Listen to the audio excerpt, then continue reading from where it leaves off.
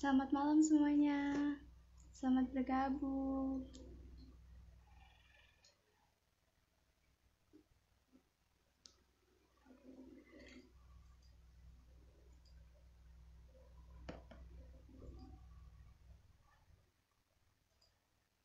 Hai Lili.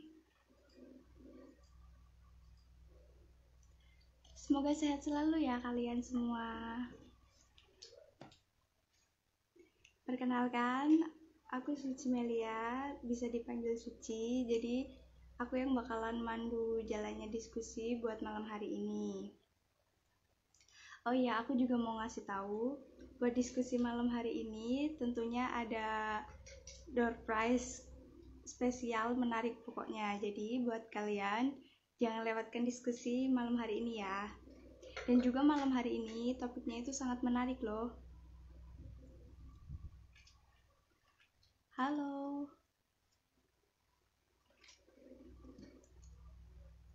Ya, ngomong-ngomong live kali ini, aku ada obrolan menarik nih tentang bisnis digital dan tips untuk memulainya.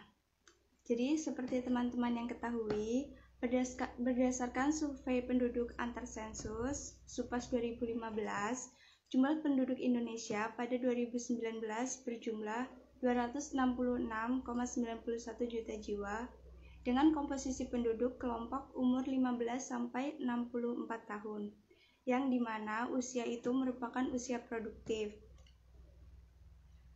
Nah, usianya itu tersebar sebanyak 183,36 juta jiwa atau sebesar 68,7%. Dan saat ini banyak sekali bisnis digital yang muncul di tengah-tengah masyarakat. Sebenarnya, apa sih pengaruh bisnis digital itu? Nah, diskusi malam ini aku mau ngajakin ngobrol bareng sama temanku. Sebentar ya, aku add dulu untuk join live ini. Hai Reza.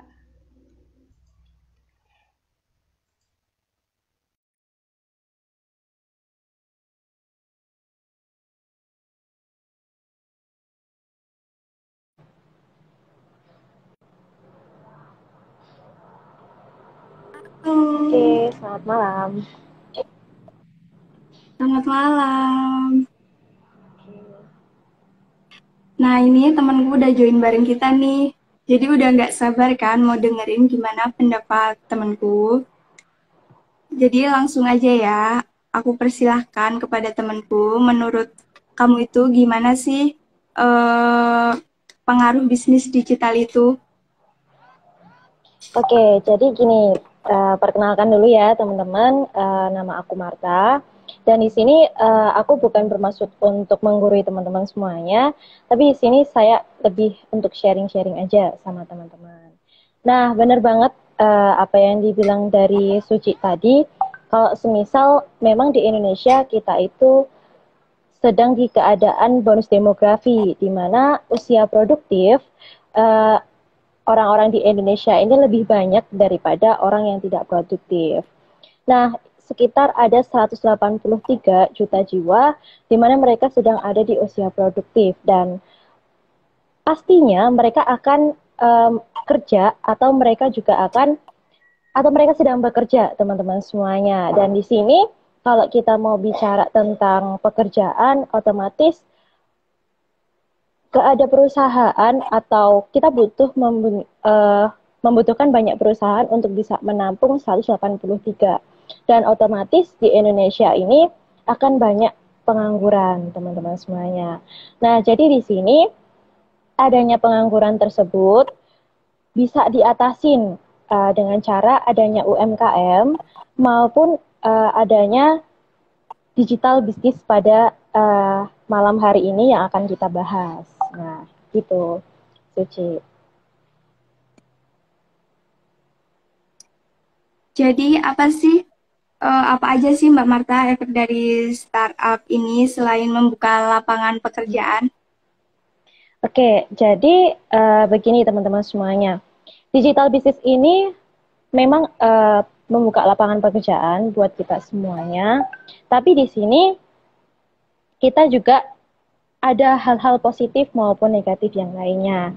Yang pertama di sini komunikasi pasti akan cepat sekali ya, yang kita rasain karena apa? Tentu saja di sini kita udah mengambil keputusan, kita melakukan aktivitas secara online teman-teman semuanya, dan di sini konten atau media yang ada itu semakin beragam. Nah, semuanya konten-konten media, sosial media, kita akan mendapatkan berita yang sangat sangat cepat, dan di situ teman-teman itu hal positif, tapi hal negatifnya kita juga akan ada seperti berita-berita hoax dan kita harus pintar-pintar untuk memfilternya. Dan yang ketiga di sini adanya lapangan pekerjaan baru. Nah, di mana adanya lapangan pekerjaan baru ini terutama di bidang-bidang yang baru. Nah, di sini teman-teman kita juga harus memiliki keahlian atau skill di situ agar kita bisa masuk di bidang tersebut. Tetapi teman-teman semuanya itu juga akan menyingkirkan orang-orang yang memang tidak memiliki keahlian tersebut. Nah, jadi lapangan pekerjaan ini ada sisi positif dan ada negatifnya. Nah, dan yang keempat di sini kita menemukan kebudayaan atau kebiasaan yang baru, di mana di sini teman-teman semuanya sebentar. Di mana di sini teman-teman semuanya kita menemukan kebiasaan baru ya. Tentu saja di sini.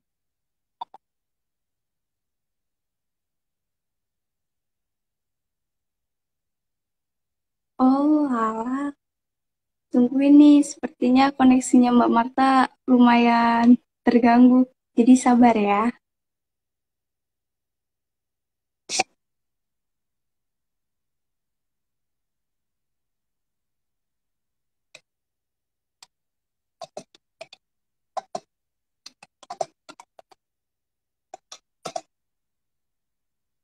Oh, alah.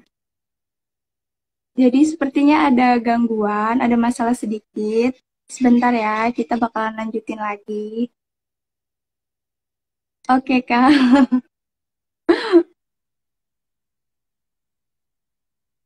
Dina. Halo, Dina. Hai, Lutfi.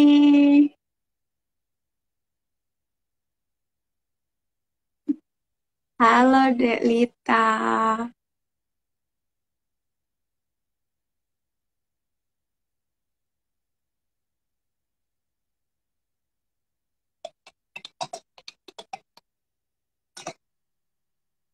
Tungguin dulu ya, sabar.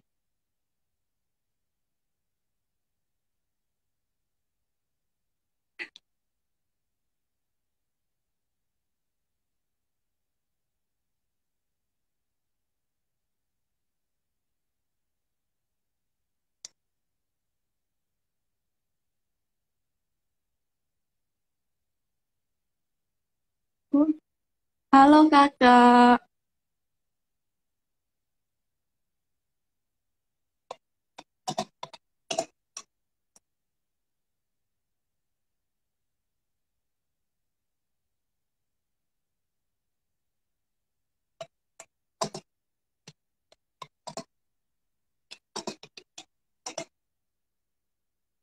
Ayo, siapa lagi?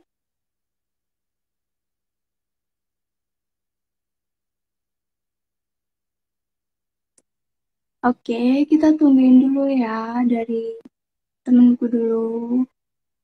Ada masalah teknis. Jadi mohon bersabar.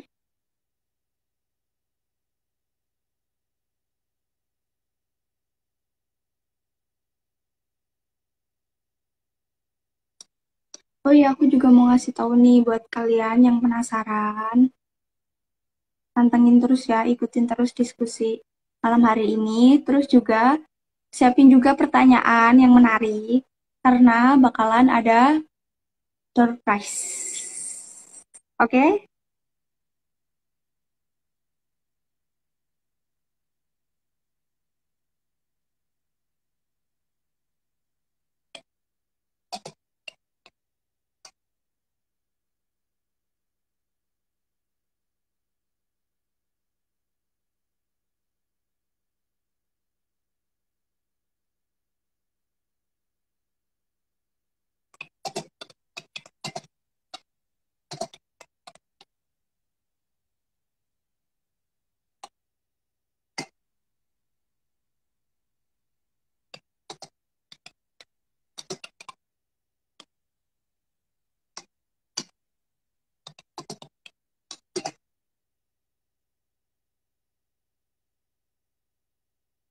Oh, ini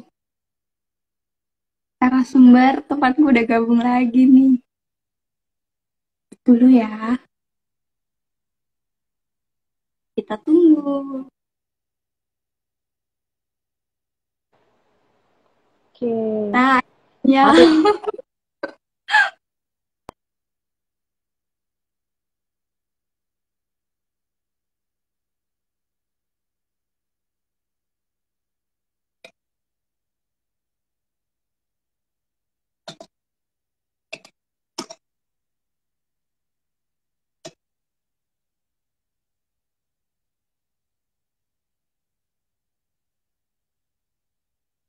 Wah, sepertinya Mbak Marta sinyalnya kurang bagus nih. Ada apa ya?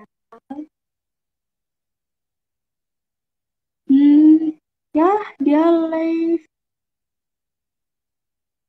Tungguin dulu ya. Sabar, oke? Sekarang sabar disayang sama Tuhan.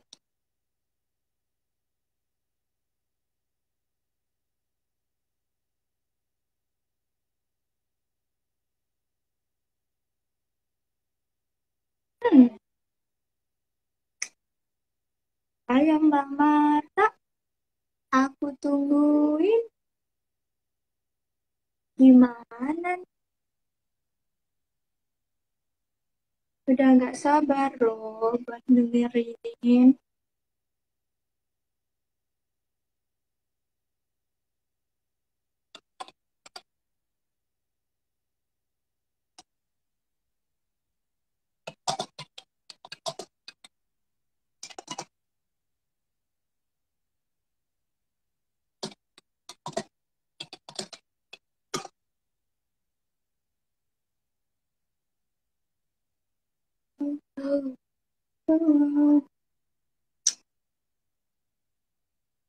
Oh ini. Ayo kita coba cek. Oh udah ada nih, udah datang lagi. Kita tungguin.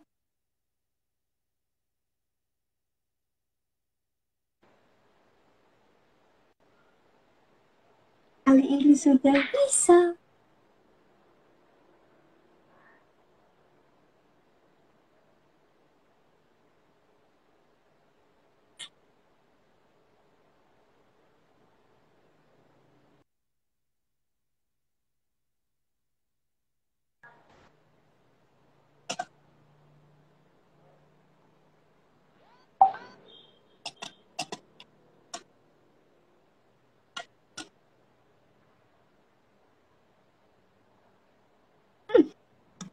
Akhirnya Mbak Marta jaim deh.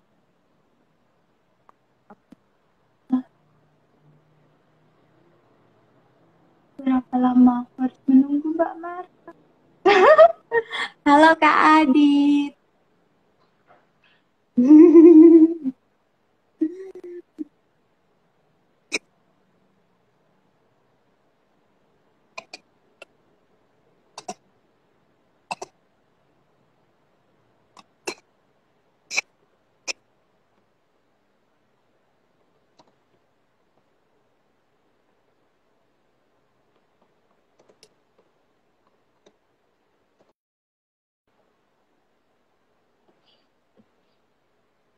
Halo Ukti. Iya nih Ukti. Ido Aziza. Halo kakak.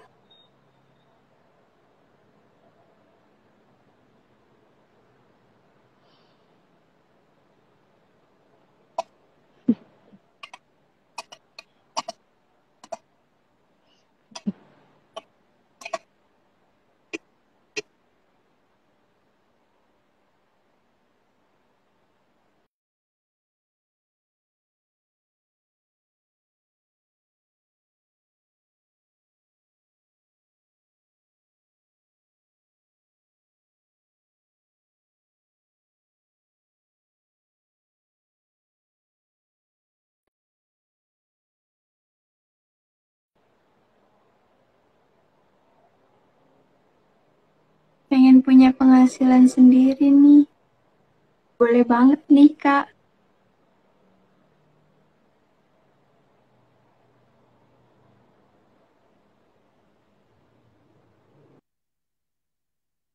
Sabar ya, Karida, pertanyaannya nanti bakalan dijawab, bakalan ada tipsnya juga. Jadi, jangan lupa ikut diskusi kita malam hari ini ya.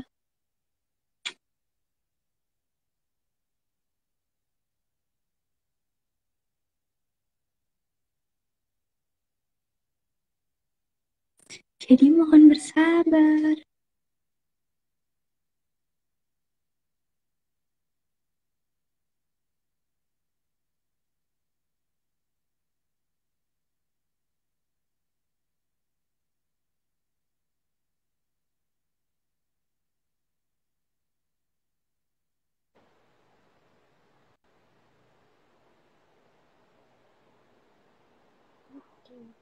Akhirnya bisa.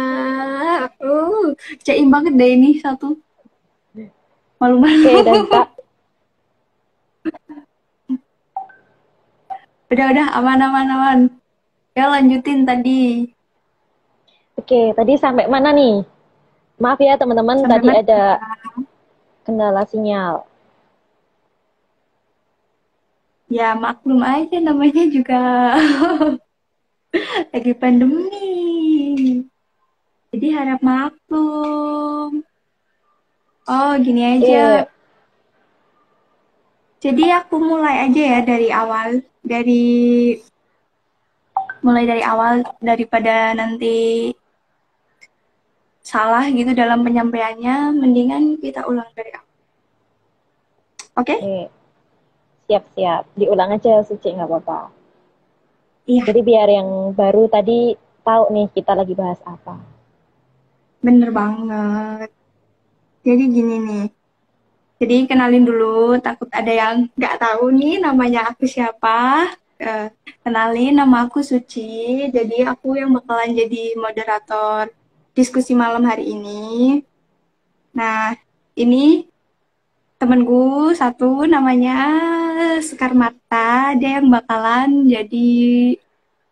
bakalan sharing-sharing masalah topik yang bakal kita bahas malam hari ini. Nah, jadi seperti yang teman-teman ketahui, berdasarkan survei penduduk antar sensus atau SUPAS 2015, jumlah penduduk Indonesia pada 2019 berjumlah 266,91 juta jiwa dengan komposisi penduduk kelompok umur 15 sampai 16 tahun yang merupakan usia produktif yang tersebar sebanyak 183,36 juta jiwa atau sebesar 68,7%. Dan saat ini banyak sekali bisnis digital yang muncul di tengah-tengah masyarakat. Nah, sebenarnya apa sih pengaruh bisnis digital itu? Baik, silakan Mbak Marta jelasin apa sih sebenarnya. Oke, terima kasih ya, Suci. Nah, sebelumnya mungkin ada yang belum kenal saya juga. Perkenalkan, nama saya Marta dan sekarang saya juga masih kuliah, teman-teman. Dan di sini saya bukan bermaksud untuk menggurui teman-teman semuanya, tapi di sini saya lebih untuk sharing-sharing aja buat teman-teman semuanya. Nah, tadi bener banget yang dikatain sama Suci tadi mengenai pertumbuhan masyarakat di Indonesia itu memang banyak sekali di usia produktif, yaitu sekitar 15 sampai 64 tahun, di mana pada usia tersebut mereka sedang bekerja maupun lagi akan bekerja, teman-teman semuanya. Nah, di sini dengan dengan data tadi sekitar 183 juta jiwa, di mana apabila mereka bekerja di waktu yang pada waktu yang bersamaan, tentu saja perusahaan-perusahaan tidak bisa menampung mereka semuanya, sehingga pasti banyak orang-orang yang pengangguran. Nah, untuk mengatasi pengangguran tersebut bisa diatasi oleh dua, yaitu adanya UMKM maupun adanya bisnis digital. Nah, di sini teman-teman semuanya, salah satu bisnis digital itu adalah startup. Nah, kita ingin membahas nih, tadi yang dibilang sama Suci tentang pengaruh startup di kehidupan masyarakat. Nah, di sini teman-teman, Tadi saya sudah menyinggung masalah lapangan pekerjaan, di mana memang adanya startup ini membuka lapangan pekerjaan untuk orang-orang di masa milenial ini. Nah, yang pertama teman-teman semuanya tadi lapangan pekerjaan, dan yang kedua di sini kita akan mendapatkan komunikasi yang serba cepat. Nah, dalam keseharian kita entah udah berapa kali mengambil keputusan dari berbagai aktivitas ya, dan tentunya hal-hal tersebut dipengaruhi oleh adanya akses informasi yang mudah dan mudahnya komunikasi karena adanya internet. Dan kalau semisal kita mau runut, teman-teman semuanya, dirunut ke belakang, nah penyebab cepatnya arus informasi ini karena adanya inovasi yang terus-menerus. Dan tentu saja oleh para pengembang teknologi itu sudah berlomba-lomba untuk memberikan pelayanan yang terbaik, terinstan, serta tercepat untuk para penggunanya. Dan di sini selanjutnya ada konten dan media yang semakin beragam, teman-teman. Nah, konten dan media yang beragam ini yang kita bisa akses semuanya dari media sosial, jadi kita mudah sekali untuk mendapatkan berita atau mendapatkan informasi terupdate. Nah, tapi karena adanya konten dan media yang semakin beragam tersebut, ada juga hal negatifnya, teman-teman. Nah, hal negatifnya itu seperti apa? Ya, mungkin adanya berita hoax, dan memang di situ kita harus pintar-pintar untuk memfilter dan memilih gimana sih, apa sih berita-berita yang bagus untuk kita. Nah, dan selanjutnya, teman-teman semuanya, di sini ada tergantikannya lapangan pekerjaan dengan bidang-bidang tertentu. Karena apa? Adanya startup ini tentu saja membuat orang-orang semakin inovatif dan kreatif. Dan tentu saja teman-teman semuanya, teknologi yang terus berkembang semakin pesat membuat orang-orang juga akan membangun startup, di mana untuk membangun startup ini mereka juga harus memiliki keterampilan khusus. Nah, orang yang akan masuk di startup tersebut atau bekerja di startup tersebut juga harus memiliki keterampilan-keterampilan khusus. Contohnya data analisis, terus habis itu machine learning dan lain-lain. Dan yang keempat di sini teman-teman, kita akan menumbuhkan budaya dan kebiasaan yang baru, di mana secara nggak langsung nih adanya teknologi seperti ini, layanan-layanan yang bersifat digital, itu membuat kebiasaan baru bagi para penggunanya. Contohnya seperti apa? Contohnya dulu kita membeli tiket, kita harus antri nih di stasiun maupun di terminal. Tapi teman-teman semuanya, adanya teknologi ini kita udah nggak perlu nih harus ngantri panjang, terus ngabisin tenaga, ngabisin waktu. Karena apa? Kita bisa teman-teman pesan tiket sambil rebahan ya, kayak gitu. Dari mana? Dari HP. Karena sudah ada teknologi-teknologi yang menyediakan itu semuanya. Ya, contohnya teman-teman, kita mau beli makan aja deh simpelnya. Kita mau beli makan, kita mager buat keluar, kita cuma tinggal buka aplikasi Gojek maupun GoFood, aplikasi Gojek maupun GrabFood ya teman-teman semuanya. Nah, di situ kan kita cuma tinggal klik aja, nanti ada Gojek yang datang, ya udah kita bisa langsung makan teman-teman semuanya. Dan di situ sangatlah simple.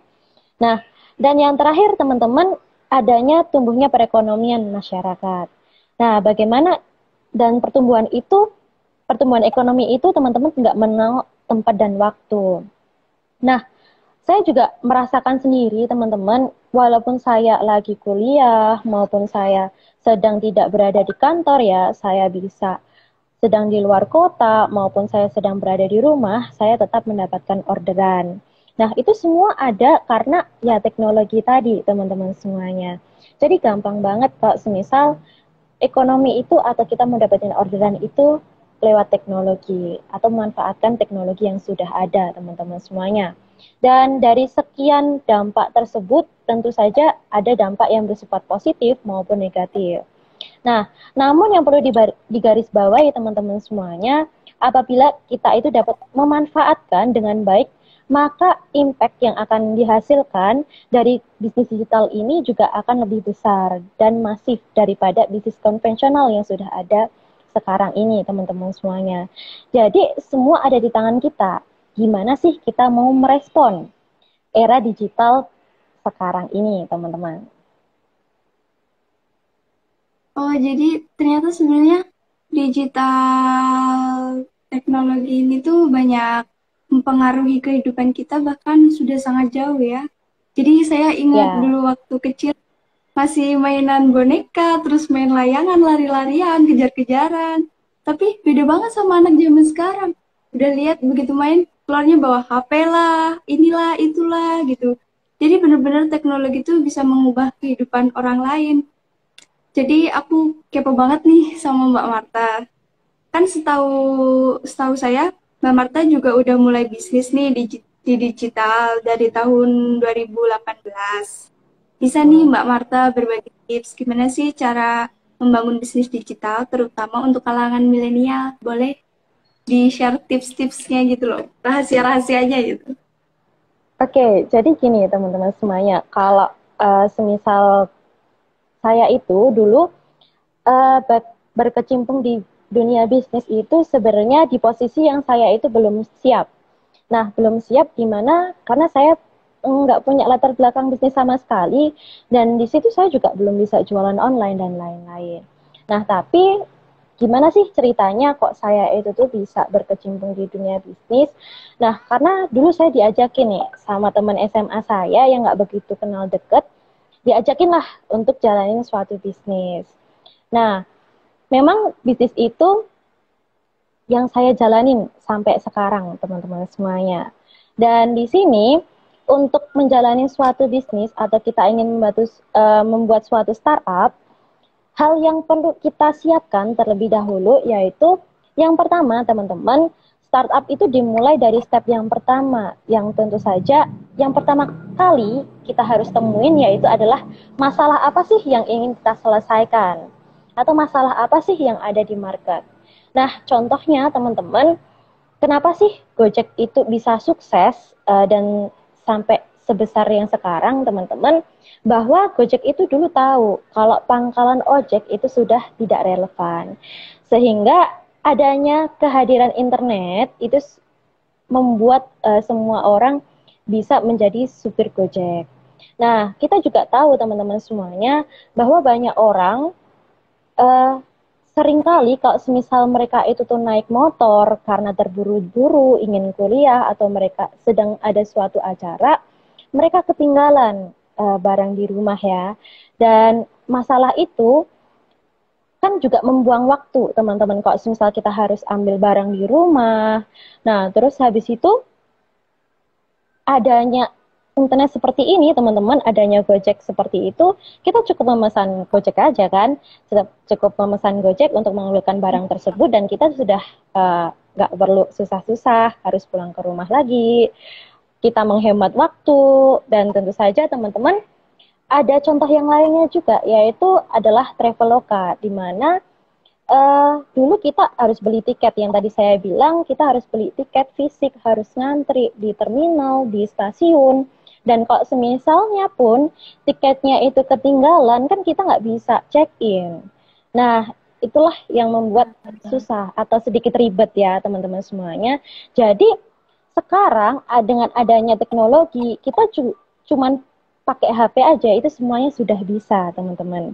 Nah itu loh contoh dari identifikasi masalah yang perlu kita cari dan tentu saja target marketnya juga harus sesuai sama apa yang kita pilih. Nah, karena apa? Masalahnya nih, tadi kan udah ada masalahnya. Nah, target marketnya juga harus sesuai. Nah, target marketnya ya mungkin kita ingin remaja atau kita ingin semua kalangan maupun untuk orang yang lebih tua. Nah, kebetulan kalau bisnis yang saya jalani sendiri, teman-teman, itu bergeraknya di bidang kesehatan. Jadi dari anak kecil maupun orang tua pun semuanya bisa menjadi target market. Nah, yang kedua di sini teman-teman, kalau tadi sudah ada masalah, tentu saja di sini kita mencari solusi untuk masalah tersebut. Nah, jadi di sini ketika ada suatu permasalahan, itu apa sih yang bisa kita selesaikan dengan startup yang kita buat tadi. Nah, contohnya teman-teman semuanya, kenapa Tokopedia atau Shopee itu bisa sangat berhasil dan sesukses sekarang ya teman-teman. Nah, karena orang-orang dulu taunya, terutama buat orang-orang yang di luar Jawa ya teman-teman, mereka itu kalau mau belanja murah harus ke Jakarta. Dan untuk bisa mendapatkan barang-barang yang mereka inginkan. Tetapi teman-teman semuanya, kalau semisal nih saya orang Kalimantan, saya harus ke Jakarta, kan saya juga harus buang, dan kita bermasalah di masalah jarak, terus habis itu biaya, waktu, dan lain sebagainya. Tapi akhirnya di sini teman-teman adalah ada solusi. Nah, di mana solusi ini ada, kita bisa tuh dapetin barang dari Jakarta sampai ke kota kita dengan hanya apa? Dengan waktu yang singkat, dengan waktu yang tepat dan harga yang sama, bahkan bisa lebih murah. Itu semuanya kita bisa dapatkan di suatu aplikasi, yaitu apa? Ya aplikasi tadi, Shopee maupun Tokopedia, yang kita bisa dapetin hanya dari layar HP kita semua, teman-teman semuanya. Dan yang ketiga, kalau misalnya nih, tadi kita udah ada masalah, sudah ada solusinya dengan startup yang kita buat. Yang ketiga di sini, kita harus mulai membangun tim. Di mana tim ini juga sangat perlu untuk perkembangan bisnis kita maupun startup kita, teman-teman semuanya. Nah, tim yang bagaimana sih yang harus kita cari? Nah, tentunya tim-tim yang mereka itu bisa mengatasi masalah, mulai bisa membangun konten, membangun sosial media untuk promosi, setelah itu membangun platform, dan bagaimana membangunnya, mengumpulkan customer-customernya, dan tentu saja mengumpulkan customer-customer yang sesuai dengan target market kita. Nah, yang keempat, teman-teman, membangun manajemen bisnis, strategi bisnis, manajemen finansial, serta strategi pemasaran dan sebagainya. Nah, kalau kita itu memulai suatu usaha, tentu saja kita juga harus tahu dong gimana sih caranya membangun jalur pendistribusiannya. Dan ini berbicara semua tentang masalah membangun fondasi untuk startup kita, untuk bisnis kita sendiri. Gimana sih cara kita itu memanajemen pendanaan, terus habis itu bagaimana kita memperluas bisnis kita, bagaimana membuka cabang agar bisnis kita itu semakin besar dan semakin banyak orang yang tahu. Nah, itu semua ada di bagaimana cara kita memanajemen bisnis dan bagaimana kita mencari strategi bisnis kita. Dan yang terakhir teman-teman, ini cuma sebagai tambahan aja ya. Caranya kita juga bisa nih teman-teman untuk memulai mencari investor yang tepat dan sehat. Dimana contohnya ya teman-teman semuanya, Alibaba, kita berbicara tentang masalah Alibaba. Nah, kan awalnya ketika Jack Ma itu tahun 1999, bagaimana dia itu presentasi, bagaimana beliau itu menawarkan konsep dan idenya kepada orang Cina, bahwa dia bilang, di Amerika itu tuh ada suatu perusahaan namanya Amazon, di mana semua orang itu bisa belanja online melalui Amazon tersebut. Nah, itu semua namanya marketplace. Nah, mulai dari itulah orang-orang di Cina mulai percaya akan hal tersebut dan mulai ada orang-orang yang ingin mendanai agar startup tersebut berhasil atau Alibaba tersebut berhasil. Nah, tentu saja orang-orang yang mendanai itu adalah SoftBank dan akhirnya mendanai proyek tersebut dan hasilnya pun sekarang sangat luar biasa, teman-teman. Jadi, untuk memulai suatu startup, kita juga perlu yang namanya pendanaan maupun modal, teman-teman. Dan di sini, perputaran modalnya atau perputaran keuangan kita di bisnis tersebut itu juga sangat mempengaruhi bisnis kita. Karena suatu bisnis atau suatu startup nggak bisa bertahan lama kalau semisal perputaran keuangannya itu tidak baik. Begitu, Suci. Tips yang bisa saya bagikan buat teman-teman yang ingin nih membangun startup atau membangun bisnis. Gitu. Makasih sih tips-tipsnya, dan ternyata gampang-gampang susah juga ya. Mulai dari kita tuh mesti cari masalah dulu, kemudian habis itu cari solusinya lah, terus habis itu buat tim. terus mesti ada strateginya nih. Oh ya nih, sekarang aku buka aja deh buat sesi tanya jawab ya. Jadi buat teman-teman yang mau nanya, silahkan chat di kolom komentar ya. Atau Q&A ada, bisa kalian gunain. Dan jangan lupa ingat ya kalian, semua ingat ini, catat ini. Pokoknya diskusi malam ini tuh, yang nanya dapat voucher. Jadi kalian bakalan dapat voucher pembelanjaan di @badanideal.co atau nareshop.co dengan minimal pembelanjaan 50.000. Jadi, ayo buruan tanya. Oke, Aku siapa tungguin nih ya. teman-teman yang mau tanya? Oh, ada nih satu yang mau nanya. Share dong Kak, susah senengnya menjalani bisnis. Oh tuh Kak ditanyain. Share itu, Oke, seneng susahnya. oke, kalau senang susahnya ya, aku mau share sedikit tentang senang maupun susahnya buat menjalani bisnis. Nah, jadi saya itu kan menjalani bisnis di usia yang masih 18 tahun, mau ke 19 tahun, dan sekarang umur 20 tahun, teman-teman. Nah, pada saat itu saya masih maba ya, masih maba semester 1 di Amikom. Ya, mungkin teman-teman tahu, kalau misalnya nih, susah senengnya ya, eh kalau sebagai saya, sebagai mahasiswi, kan saya juga mendapatkan tugas, terus saya juga harus menjalankan ujian, teman-teman. Disitulah sedikit susahnya, di mana saya harus bisa memanajemen waktu saya agar kuliah dan bisnis itu seimbang. Karena apa? Karena saya juga pengen teman-teman bisnis saya jalan dan besar, dan juga kuliah saya pun mendapatkan IPK yang bagus, teman-teman semuanya. Ya karena bisnis untuk masa depan saya, sedangkan kuliah ini juga impian saya dan impian orang tua saya. Jadi ya yang namanya kita kuliah kan kita juga diarep-arepin sama keluarga kita bisa lulus kumlot, bisa lulus dengan nilai yang bagus. Nah, makanya saya harus seimbangin antara kedua hal tersebut. Nah, dan teman-teman semuanya senangnya itu apa? Ya, senangnya saya mendapatkan pengalaman di mana untuk usia sekarang banyak orang yang belum mendapatkan pengalaman tersebut, tapi saya sudah mendapatkan pengalaman tersebut.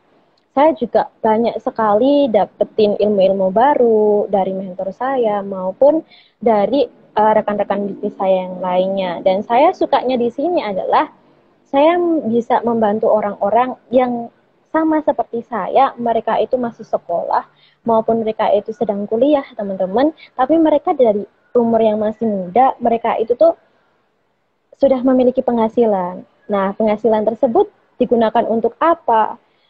Banyak grup saya itu yang menggunakan penghasilan tersebut dari bisnis online, dari bisnis yang menggunakan teknologi ini, untuk apa teman-teman? Untuk mereka itu tuh bayar SPP sekolah, bisa bantuin ekonomi keluarga dan meringankan beban orang tua mereka. Dan bahkan banyak loh teman-teman yang mereka itu masih anak SMP maupun anak kelas 10, kelas 11, anak SMK kayak gitu. Mereka udah bisa membelikan emas untuk kedua orang tuanya. Nah, itulah hal yang menurut saya senang karena saya bisa membantu orang-orang lain selain saya. Begitu, Suci. Begitu Mas Yusuf ya. Kan tadi yang tanya Mas Yusuf ya. Aduh. Jadi itu Oke. Mas Yusuf buat jawabannya udah dijawab ya sama Mbak Marta. Terus selanjutnya apa ada masih mau yang nanya? Ayo nanya. Ada yang mau nanya lagi Teman-teman, nggak? kalau mau nanya, nggak apa-apa nih. Nanti bisa dapetin vouchernya. Ya tuh, bisa dapetin vouchernya. Siapa nih? Halo, halo kakak. Jadi ada yang mau nanya lagi nggak nih? Nanti vouchernya nggak dapet loh. Wah, merinding nih. Makasih Kak jawabannya. Merinding tuh, sampai merinding denger jawabannya. Jadi ada yang mau nanya nggak? Beneran nih nggak mau dapat voucher? Lumayan loh. Kalau nggak ada, nanti aku yang dapat loh vouchernya. Lumayan teman-teman dapetin voucher. Lumayan banget lah. Jadi ada yang mau nanya nggak? Oh kayaknya udah nggak ada ya kak. Jadi ya dari aku Mungkin aja udah deh pada aku mau nanya ngantuk nih. Mbak Suci. Oh ya mungkin juga. Aku nih mau nanya nih, biar dapat voucher. Boleh, boleh. Jadi apa sih pencapaian terbesar seorang Mbak Sekar Mata selama menjalani selama berkecimpung di dunia bisnis ini terutama di bisnis digital ya, digital bisnis. Pencapaian terbesar belum ada sih, karena apa yang saya lewatin ini uh, belumlah belum apa ya teman-teman, belum pencapaian terbesar saya, karena saya masih ada impian terbesar saya yang memang sampai sekarang belum saya dapetin dan masih saya usahakan gitu. Nah tapi uh, dengan saya menjalankan bisnis ini atau digital bisnis ini, tentu saja teman-teman, karena kan saya anak terakhir ya, saya anak terakhir dari 3 bersaudara, dan di situ dan saya ini di posisi yang cuma tinggal ibu saya, teman-teman, karena papa saya memang sudah diambil Allah. Nah, sejak saya itu SMP kelas 1. Dan di situ dulu saya orangnya memang anak yang manja, teman-teman semuanya. Ya bisa dikatakanlah manja, karena eh, semua fasilitas itu sudah enak. Terus habis itu saya apa ya? Saya minta itu biasanya langsung dapat. Nah, maka dari itu teman-teman, saat itu saya mengalami kayak rasanya kasihan juga kalau semisal ibu harus mencari uang untuk saya. Nah, makanya saya mulailah terbuka untuk menjalankan bisnis di usia saya yang masih kuliah seperti ini, dan harus membagi waktunya teman-teman antara kuliah serta bisnis. Nah, hasil yang sudah saya dapetin teman-teman belum seberapa, cuman bisalah teman-teman semuanya, kalau semisal saya sekarang diajarkan untuk menabung emas, alhamdulillah udah bisa nabung emas. Terus habis itu mulai dari seperti bayar kuliah, habis itu membeli HP dengan upgrade HP ya teman-teman, dengan hasil saya sendiri. Terus habis itu ya masih ada hal-hal yang lainnya yang nggak perlu saya sebutin di sini teman-teman semuanya. Ya, yang tadi saya bilang, saya lebih senangnya di sini karena saya bisa membantu bukan diri saya sendiri, tapi hampir ada ratusan grup saya yang sudah bisa saya bantu teman-teman semuanya, dan memang mereka juga di usia yang masih sangat muda, yaitu di bangku yang masih sekolah maupun kuliah teman-teman semua. Gitu. Itu ya Mbak Suci. Semoga jawabannya Makasih. memuaskan buat Mbak Suci. Saya belum Berarti aku seberapa dan saya masih belajar. Tuh. dapat voucher gak? Dapat dong. Nanti kita undi aja. Kan yang tanya ada Mbak Suci sama Mas Yusuf nih. Pingsut nanti. Gitu. Nanti pingsut pingsut nih sama Mas Ya, Yusuf itu. pingsut. Apa yang bakalan dapat vouchernya? Oh iya, kayaknya ini udah malam juga ya buat ngelanjutin sesi diskusi ini. Takut ganggu gitu, ganggu yang lain gitu. Siapa Ya. tahu. Ya udah. Terima kasih ya buat teman-teman semua yang udah ikut diskusi pada malam hari ini. Oh ya, terima kasih juga buat eh, teman-teman di belakang layar, di balik layar. Terima kasih buat Mas Mas Yusuf juga namanya yang pertama. Terus ada Mbak Carla, terus ada Mas Lutfi, terima kasih. Dan tentu tentu saja saya ucapkan terima kasih banyak kepada Mbak Sekar selaku narasumber malam hari ini. Terima kasih juga Sama. atas yang bermanfaat. Sekian, terima kasih. Wassalamualaikum warahmatullahi wabarakatuh.